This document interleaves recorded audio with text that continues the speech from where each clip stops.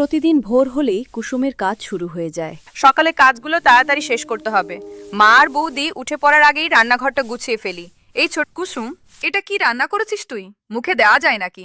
প্রতিদিন তোকে বলি ঠিক করে কাজ কর, কিন্তু তোর তো কোনো খেয়ালই নেই। বৌদি, আমি তো ঠিকভাবেই রান্না করেছি।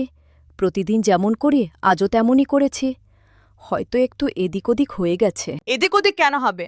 এতদিন রান্না করেও শিখলি না কিছু। কাজ করতে ইচ্ছে না থাকলে সরাসরি বল। ছি বৌদি, আমি ইচ্ছে করে এমন করব কেন?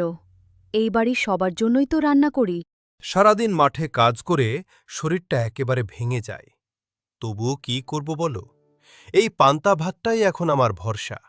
যতদিন পরিশ্রম করার শক্তি আছে ততদিন এভাবেই দিন কাটাতে গোপাল, হবে। বিয়ের বয়স হয়েছে, এখন একটা ভালো সম্বন্ধ দেখার সময়। হ্যাঁ কাকা, আপনি যা বলবেন এই তাই রোদের হবে। মধ্যে এত কাজ করছো কেন? একটু বিশ্রাম নিলেও তো পারো। নিজের শরীরের খেয়াল রাখা খুব তোমাকে তো ঠিক চিনতে পারলাম না। তুমি কি জমিদার বাড়ির মেয়ে নাকি? আমাদের মতো গরিব মানুষের কষ্ট তুমি কি করে বুঝবে? বাবা, আমি তোমাকে একটা কথা বলতে এসেছি। আমি গোপালকে ভালোবাসি। আমি ওকেই বিয়ে করতে। কি বলছিস তুই? আমার মেয়ে হয়ে একটা গরিব কৃষককে বিয়ে করবি? আমার মান সম্মানের কথা একবারও ভাবলি না। বাবা, টাকা পয়সা দিয়ে সবকিছু হয় না। ও একজন সৎ আর পরিশ্রমী মানুষ। আমি সুখে থাকব ওর সাথেই। না, এই বিয়ে আমি কোনোদিন মেনে নেব না।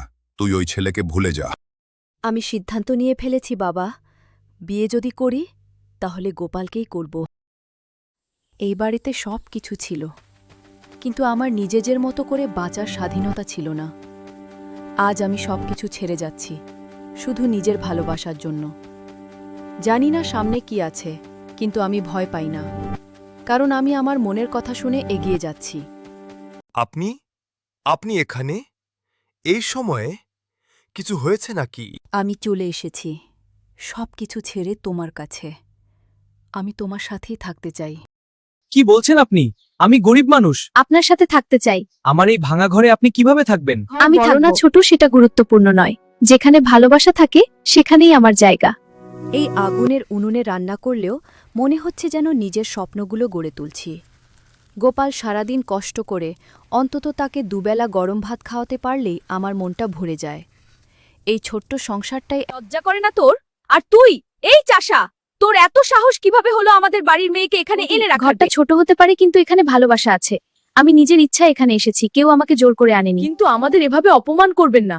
আমরা গরিব হতে পারি, কিন্তু সম্মান নিয়ে বাঁচতে জানি। এই নাও গরম ভাত। সারাদিন এত কষ্ট করো, ভালো করে না খেলে চলবে। তোমাকে এভাবে খেতে দেখলেই আমার মনটা ভরে যায়। আগে তো শুধু পান্তা ভাতেই দিন কাটতো, আর এখন তুমি আছো বলেই প্রতিদিন গরম ভাত খেতে পারছি। সত্যি বলছি কুসুম, তুমি আমার জীবনে আসার পর সবকিছু বদলে গেছে। বৌদি, ঘরটা ছোট হতে পারে, কিন্তু এখানে ভালোবাসা আছে।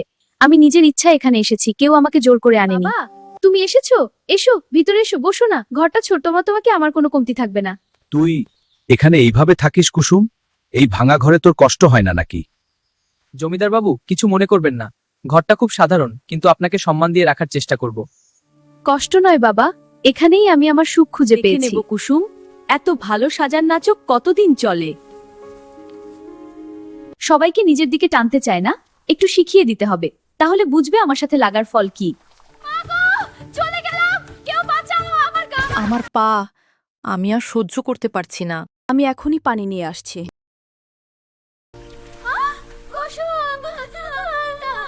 এই চুপ কর, আমি আছি। কুসুম, আমাকে ক্ষমা করে দাও। আমি তোমার সাথে কত খারাপ ব্যবহার করেছি, কত অপমান করেছি। আমি ভুল করেছি।